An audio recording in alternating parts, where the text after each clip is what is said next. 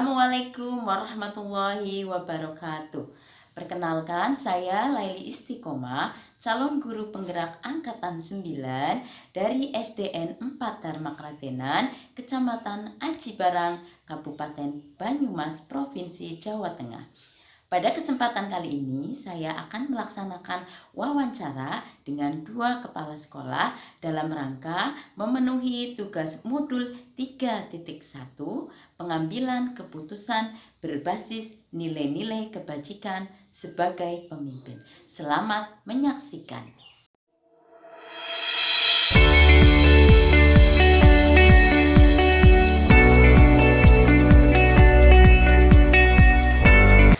Assalamualaikum warahmatullahi wabarakatuh. Waalaikumsalam warahmatullahi wabarakatuh. Pada kesempatan kali ini saya ditemani oleh Ibu Jumiati, Kepala Sekolah SDN 2 Dharma Klatenan. Pada kesempatan kali ini saya akan berbincang-bincang dengan beliau tentang dilema etika yang berhubungan dengan kasus-kasus yang ada di sekolah beliau. Selamat menyaksikan. Pagi Bu Jum. Selamat pagi Bu Isti. Apa kabarnya Bu? Alhamdulillah baik sehat. Bagaimana jenengan? Alhamdulillah baik Bu. Terima kasih atas waktunya pada pagi hari ini. Kita mau berbincang-bincang sebentar tentang pengambilan keputusan di mana ada nilai-nilai kebajikan universal yang sama-sama benar namun saling bertentangan atau yang biasa disebut dengan dilema etika. Ibu Jum sudah lama menjadi sekolah di sini, Ibu. Alhamdulillah sudah hampir 6 bulan. Tentunya banyak sekali hal-hal yang Ibu Jum hadapi di sekolah ini, Ibu. Untuk pertanyaan tentang dilema etika ataupun rujukan moral yang ingin saya tanyakan, Bu, yang pertama, selama ini bagaimana Ibu dapat mengidentifikasi kasus-kasus yang merupakan dilema etika ataupun rujukan moral, Bu? Bagaimana cara mengidentifikasi kasus-kasus yang ada di sekolah, Bu?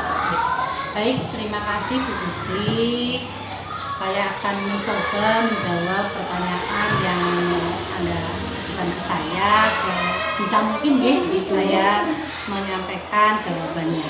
Nah, di sini dalam mengidentifikasi kasus-kasus yang merupakan dilema etika moral yang saya alami, yang pertama adalah tentunya penuh dengan pertimbangan itu, karena serba bingung. Yang satunya berhubungan dengan perasaan, yang satunya berhubungan dengan peraturan.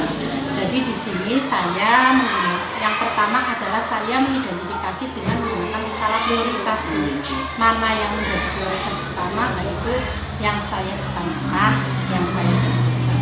Kemudian yang kedua, melihat bagaimana kepentingan itu untuk kedepannya seperti apa. Jadi cara mengidentifikasi seperti itu.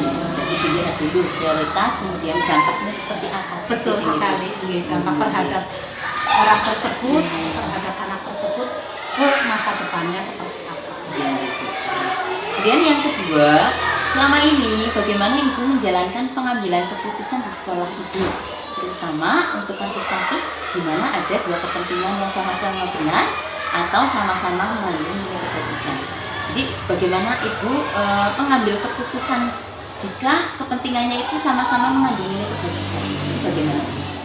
Di sini tentunya betul membutuhkan ekstra nih. Ekstra karena apa? Sama-sama baik, tetapi di sini betul-betul harus selektif saya dalam mengambil dua keputusan yang sama baik. Tentunya tadi yang seperti saya jawab di pertama itu, yaitu dengan menentukan skala prioritas, kemudian bagaimana dengan mengambil keputusan tersebut tadi, tentunya yaitu tadi dengan skala prioritas dan dampak apa yang akan ditimbulkan dari keputusan yang saya ambil itu.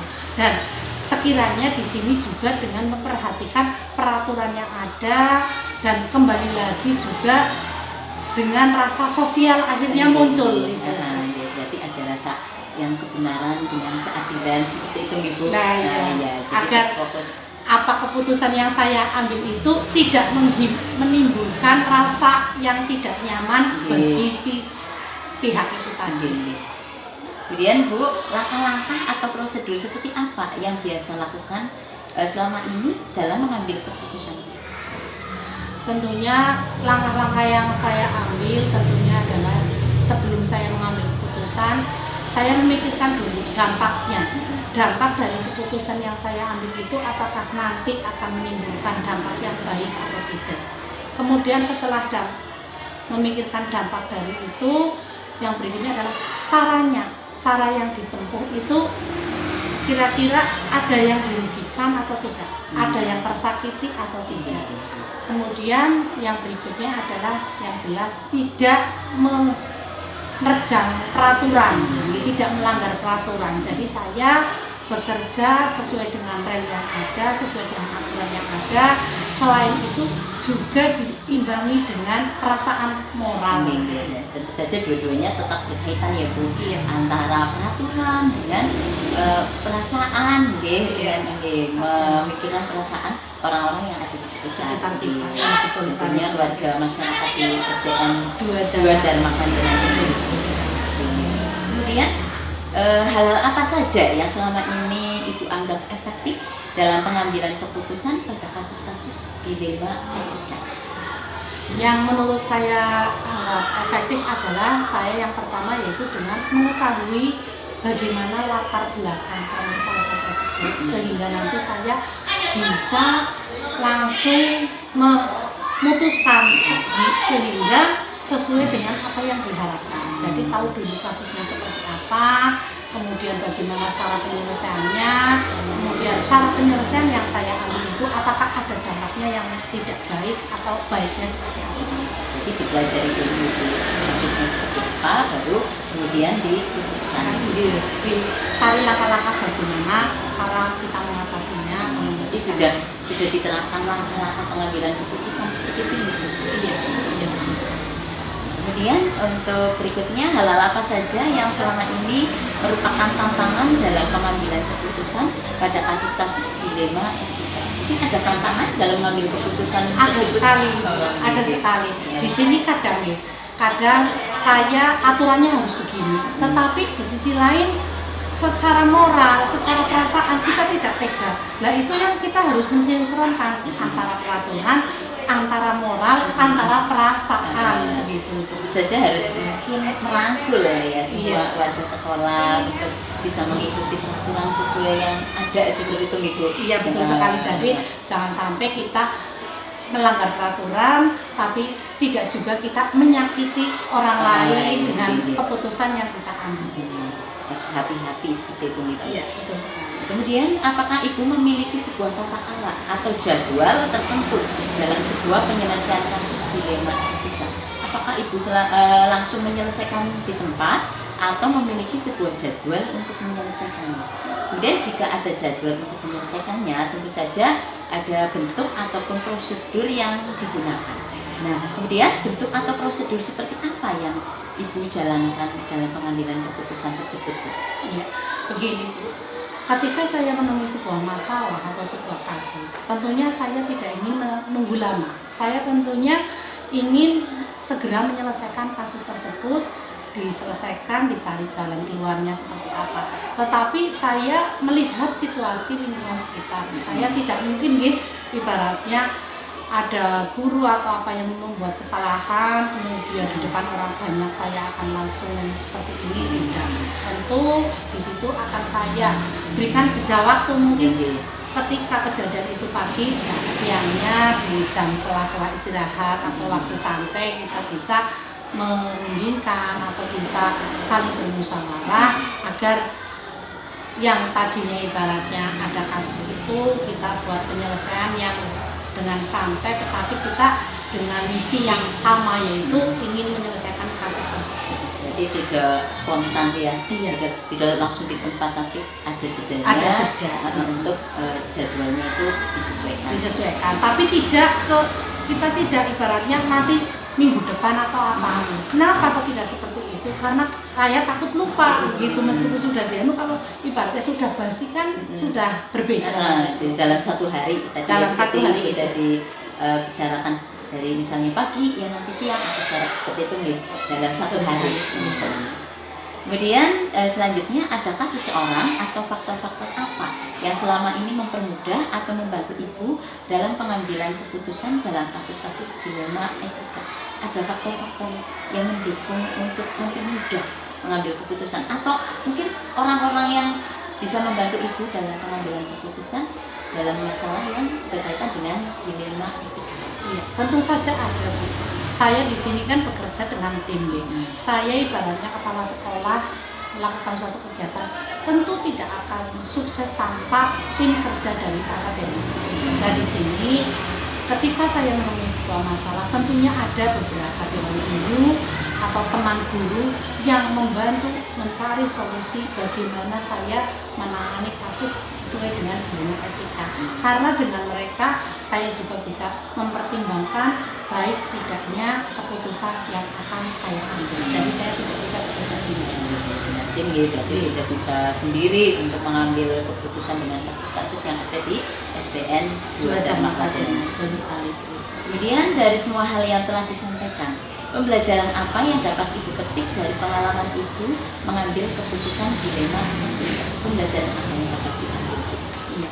Dari beberapa proses yang ada, pembelajaran yang dapat saya ambil tentunya dalam mengambil sebuah keputusan, saya jelas harus pertama menentukan skala prioritasnya itu seperti apa. Kemudian yang kedua adalah dampak yang terjadi ketika sebuah keputusan itu sudah saya tetapkan, dampaknya seperti apa. Kemudian yang ketiga, kita juga harus melihat bagaimana perasaan dari apa yang kita ambil keputusan itu dengan menimbang perasaan yang bersangkutan.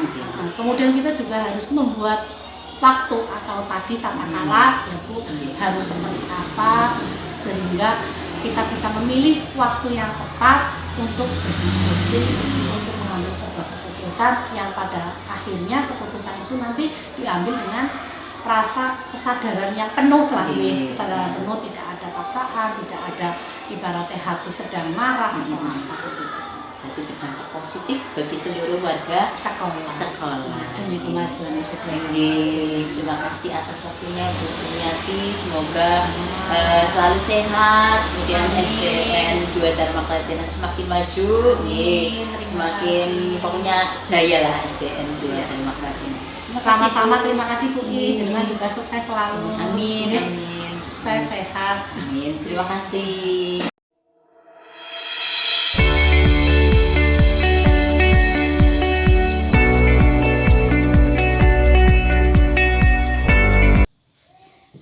Selamat pagi Pak Wartono. Selamat pagi. Apa kabarnya Pak? Alhamdulillah baik. Baik, terima kasih Pak atas waktunya untuk berbincang-bincang kaitannya dengan pengambilan keputusan di mana ada nilai-nilai kebajikan universal yang sama-sama benar namun saling bertentangan atau yang biasa disebut dengan dilema etika. Bapak sudah lama menjadi kepala sekolah. Tentunya ya baik, tentunya banyak sekali pengalaman yang Bapak dapatkan. Dalam tugas Bapak sebagai kepala sekolah, tentunya seringkali dihadapkan dengan masalah atau kasus yang berhubungan dengan dilema etika ataupun rujukan moral. Kemudian yang ingin saya tanyakan kepada Bapak yaitu yang pertama, selama Bapak menjadi kepala sekolah, bagaimana Bapak dapat mengidentifikasi kasus-kasus yang merupakan dilema etika ataupun rujukan moral, Pak? Bagaimana cara mengidentifikasinya, Pak? Ya, sejauh ini saya tidak melaksanakan identifikasi secara khusus. Namun dilaksanakan biasanya melalui alur atau proses yang dilakukan oleh tim manajemen. Begitu ya, berarti dalam memutuskan itu ada timnya ya Pak, ada yang timnya, membantu. ya. Begitu ya. Kemudian bagaimana Bapak menjalankan pengambilan keputusan di sekolah Bapak? Terutama untuk kasus-kasus di mana ada dua kepentingan yang sama-sama benar atau sama-sama nilai kebajikan. Bagaimana Bapak menjalankan pengambilan keputusan tersebut, Pak? Ya, saya biasanya melakukan dengan koordinasi musyawarah dengan pihak-pihak yang terkait sesuai dengan permasalahan yang ada. Pak. Kemudian adakah langkah-langkah atau prosedur yang biasa Bapak lakukan selama ini, Pak? Prosedur yang ada itu tergantung pada permasalahan yang timbul. Bila menyangkut siswa, saya biasanya koordinasi dengan guru kelas masing-masing. Gitu ya Pak. Jadi kalau dengan kelas ya, kalau di kelas berarti dengan guru kelas, atau mungkin mencakup dengan keseluruhan guru juga dilaksanakan secara dengan diskusi, dengan musyawarah nih Pak. Kemudian hal-hal apa saja selama ini yang Bapak anggap efektif dalam pengambilan keputusan pada kasus-kasus dilema etika? Biasanya yang dilakukan melalui musyawarah pada rapat sekolah yang dilakukan. Iya. Berarti dengan rapat sekolah melibatkan guru-guru gitu Pak. Kemudian hal-hal apa saja yang selama ini merupakan tantangan dalam pengambilan keputusan pada kasus-kasus dilema etika? Apa tantangannya Pak? Biasanya saya mencari keputusan yang terbaik, karena keduanya itu merupakan masalah-masalah yang sama-sama benar. Tantangannya mungkin bisa dengan guru atau bagaimana Pak? Ya, bisa dengan guru atau mungkin bisa dengan orang tua murid. Gitu ya, baik Pak. Kemudian apakah Bapak memiliki sebuah tata krala atau jadwal tertentu dalam sebuah penyelesaian kasus dilema etika? Apakah Bapak menyelesaikannya secara langsung di tempat, ataukah mungkin memiliki sebuah jadwal untuk menyelesaikannya? Kemudian bentuk prosedurnya seperti apa yang Bapak jalankan? Adakah jadwalnya Pak? Kalau masalahnya ringan, saya putuskan langsung. Iya. Tetapi kalau masalahnya berat, saya menggunakan etika-etika yang ada pada langkah-langkah yang sudah ditentukan. Jadi tergantung kondisi dari masalah ya. Iya. Bisa melibatkan dengan secara langsung ataupun mungkin dijadwalkan sesuai dengan kondisi masalah yang ada. Kemudian pertanyaan berikutnya Pak, adakah seseorang atau faktor-faktor apa yang selama ini mempermudah atau membantu Bapak dalam pengambilan keputusan dalam kasus-kasus dilema etika Pak? Ada yang membantu Pak? Saya biasanya kalau mengambil keputusan melibatkan warga sekolah atau guru-guru yang ada di sekolah. Jadi tidak mengambil keputusan secara sendiri ya Pak? Tidak. Selalu dengan musyawarah. Iya. Baik. Kemudian dari semua hal yang telah Bapak sampaikan, adakah pembelajaran yang dapat Bapak petik dari pengalaman Bapak mengambil keputusan dilema etika Pak? Dari beberapa kasus yang saya alami atau saya selesaikan, akhirnya saya menjadi lebih bijaksana. Berarti sudah paham ya dengan permasalahan tentang dilema etika, dan kemudian sudah tahu bagaimana langkah-langkah yang akan diambil seperti itu nih Pak. Baik, terima kasih atas waktu yang Bapak sempatkan untuk wawancara pada pagi hari ini. Semoga tetap sehat ya Pak. Terima kasih. Amin. Semoga sukses. Amin. Terima kasih.